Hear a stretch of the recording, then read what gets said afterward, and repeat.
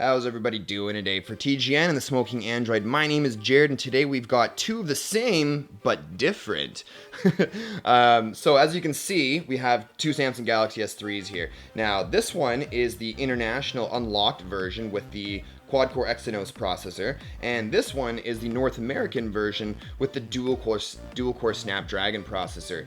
Obviously, this one has one more gigabyte of RAM over this one being 2, this one being 1, and we're going to go through a couple of tests here just to kind of give you guys a better idea of maybe some performance differences between the two, both in multitasking, sheer processing speed, as well as data speeds. So let's go ahead and start with powering off the devices, and then we're going to test to see which one actually just boots up quicker, the boot time test, as it were. So we'll go ahead and power this one down real quickly here.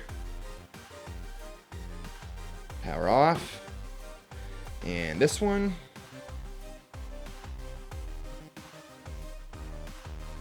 Power off. Now, on both devices, I've downloaded 3 of the same applications. This way, everything will be the same. Now, both of them have been freshly factory wiped or, reset. So everything is completely stock on these. Even my personal device, no more root. I'm going to have to reroute it and everything. It's completely stock. Both of these completely stock and fresh wipes. So anyways, let's go ahead and get started with the boot times here.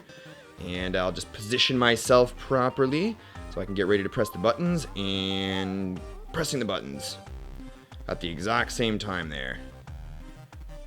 All right, put them beside each other. So it looks like the i9300 already is in the lead, with the North American version trailing just behind it, a few seconds behind it.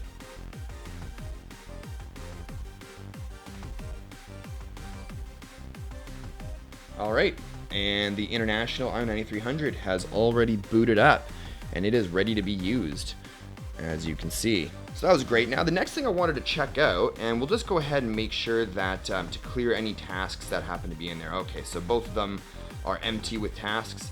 And the next thing I wanted to try out was the camera application. How quickly can we launch the camera application? So we'll get ready, and we'll get ready to hit them.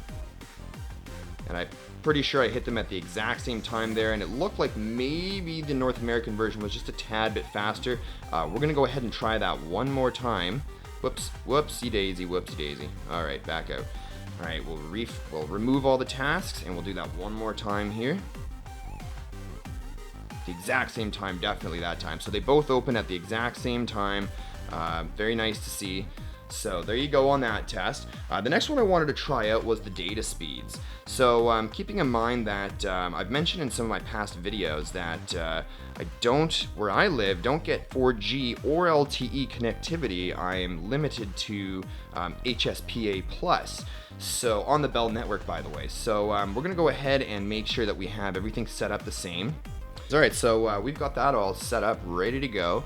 We'll go ahead back to speed test. Oops, actually we have to select, yeah, that's all selected. All right, we're gonna get ready and go. Not that hitting them at the same time really makes a difference, but anyways.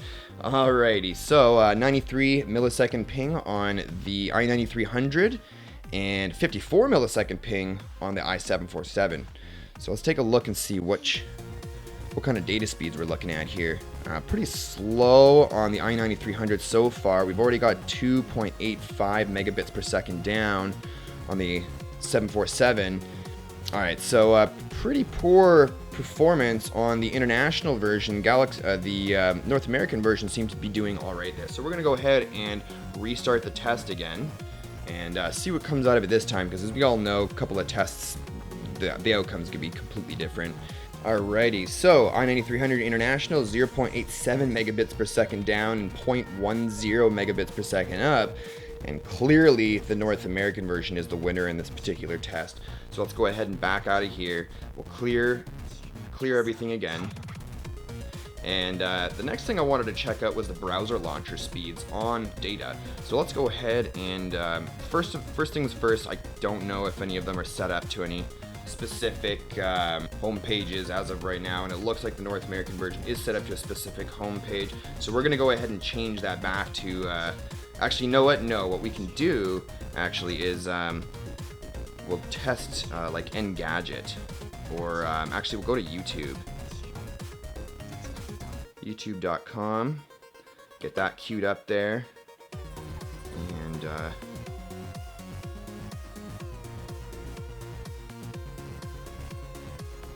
alright, so we've got YouTube.com queued up on both of them. We're going to go ahead and launch the web browser speed test.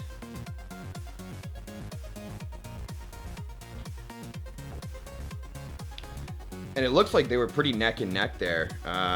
It looks like the i9300 International finished just a little bit beforehand, and the 747 following maybe a second behind it. Alright, so the next thing I wanted to test out was the gallery application opening speed, or the launch of the gallery application. So we'll go ahead and jump in here, and we've got both of our galleries located. Now generally galleries can take a little bit of time to open up, depending on, you know, if you have a huge amount of pictures. Now I don't have a whole bunch, but I do have a few that I just took right now just for the purpose of the video to put in there.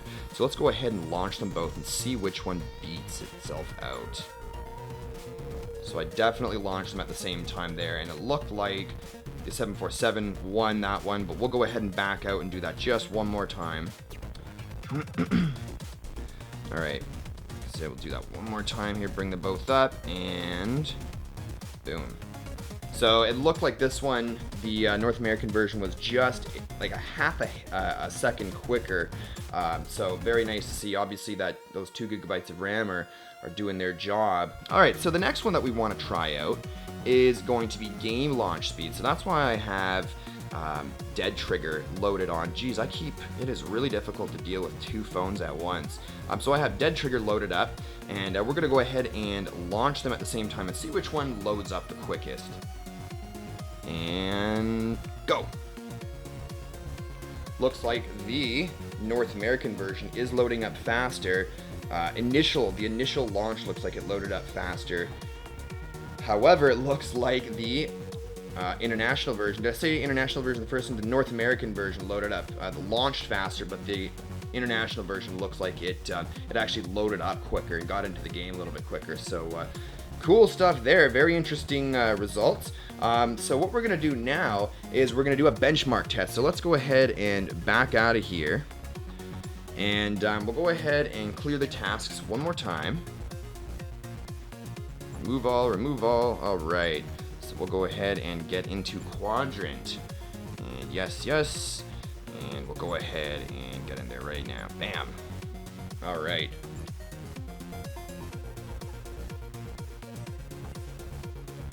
So right away it looks like the international version is already ahead in CPU speed. It's already finished its test there, and it seems to be chugging down the list pretty quickly, as you can see. Whereas the North American version is just finishing its CPU test now. We're already getting into the graphics tests, you can see. On the left, we've got the international version with frames per second with our FPS up there, up 60. I think we just saw 65 a few seconds ago. 64 there now. And on the North American version, we're currently seeing FPS speeds of 60, 61 on average, it looks like. And we'll just wait this out here a little bit longer. So it looks like on that particular screen with the planets, on the international version, we were pulling in frames per second of 30, but on the North American, it was 60. So that's definitely interesting. So of course we want to proceed. Alrighty, so let's take a look at our results. On the North American version, we are, if I can just focus this a little bit better for you guys. So on the North American version, we're looking at a total of 5,007 with the CPU of 8071 and the memory of 7357. Whereas on the international version, we've got a total of 5385, a CPU of 13015, and memory of 4733. So wow, it's still really out of focus. I apologize for that, guys. So definitely very cool stuff there. As you can see, those are the results. I'll turn that on one more time for you guys so you can take a look. So those are the results of the international version. A little bit hard to see with the white there. And I'll hold up the North American version for you guys one more time. And these are the results of the North American version, if you can see them at all through the white.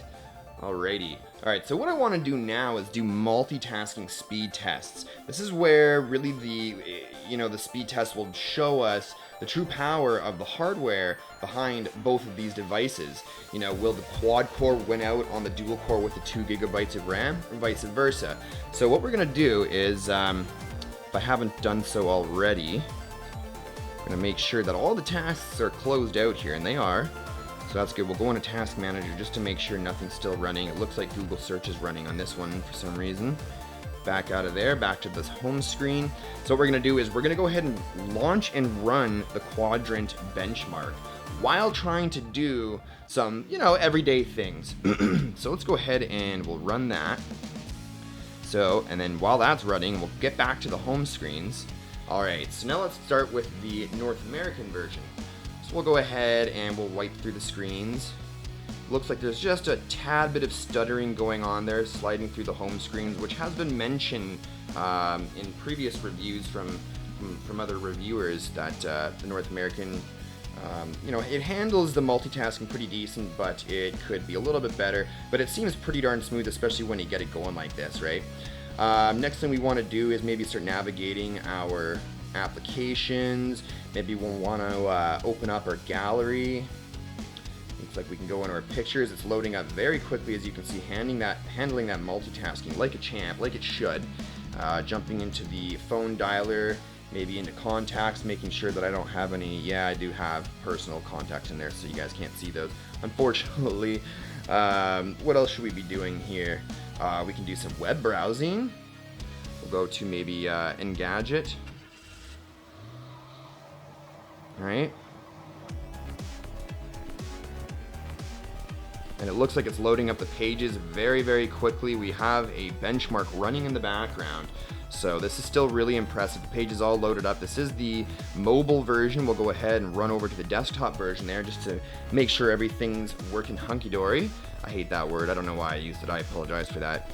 And bam, the page is almost completely loaded. We can already start maneuvering around the page, navigating. Pinch to zoom is working like a champ with a benchmarking application running in the background, as you can see. So very cool there. We're going to go over to the international version now with the benchmark still running, and we're going to go ahead and switch between home screens here. I'm not seeing any stuttering whatsoever with the benchmark app running in the background. We'll go ahead and go through our applications here, jump into the gallery, open up one of the folders here, start flicking through there. Looks like it's handling it pretty darn good. Go ahead and jump into the internet. We'll head on over to Engadget as well. Hopefully before the benchmark runs out. And as you can see, it is loading up just as fast as the North American version has. In fact, it actually loaded up the page quite quicker. Even though this is the mobile version, we'll go ahead and jump over to the desktop, see how it handles loading up the desktop version. And it looks like it's already almost completely loaded. So it looks like web browsing may be a little bit quicker on the international version here. However, the page is still loading, and I think the North American was actually loaded by now, to be honest with you. So some interesting stuff there. I guess it handles mobile sites a little bit better. Anyways, so there's a bit of an idea of multitasking. Both of them handle it like a champ, with the exception of the North American version kind of trying to chug along just a little bit with the switching between home screens. But other than that, it was handling applications, the gallery, obviously the internet browsing like a champ flawlessly, even though we had heavy multitasking going on in the background. So the last bit of this test that I wanted to do was actually the shutdown speeds. Because sometimes, you know, because these are still smartphones, they're computers basically, right? And you want to make sure that you do a reboot of your phone every now and then. But everybody hates waiting for reboots, right? Especially like your PC. Everybody hates waiting for PCs to reboot. So let's go ahead and we'll get this ready to power down here. Holy smokes, I should have set the screen timer to a lot later. So we'll go ahead and get ready, and bam! Oops, I had one more to go through. False alarm. Alright, this is the real one this time. And go! I think I hit him at the right time. I'm sure if I didn't, you guys will probably flame me in the comments. That's okay. So it looks like the international I mean, you can still see, that was interesting. That was really interesting to see there. The international screen actually turned off, but you could tell the phone was still powering off with the LED notification light in the corner there, whereas the North American version had actually shut off just before. While the screen was actually still on, it actually, when it was finished powering down, it shut off. So I'm gonna have to hand the boot time to the North American version here. That's a definite in both the starting up time and the shutting down times. So anyways, guys, thank you very much for watching. I hope you enjoy this video, and maybe it gives you a bit of an idea if you are in the market for either the North American or the international version. Hopefully this kind of helps you a little bit. Not too much of a difference there, really. The big differences are the data speed connectivities. You know, even though this is meant for HSPA plus and this one is meant for LTE, or you know, it has LTE capabilities, 4G and LTE capabilities, even in the HSPA plus state, it was still a little bit faster, actually considerably faster than my international version stock. So there you go, folks. Thank you very much for watching. If you liked the video, make sure you give me a thumbs up down below. Make sure you subscribe for more videos like this in the future if you're interested, and we will see you guys in the next video. Cheers.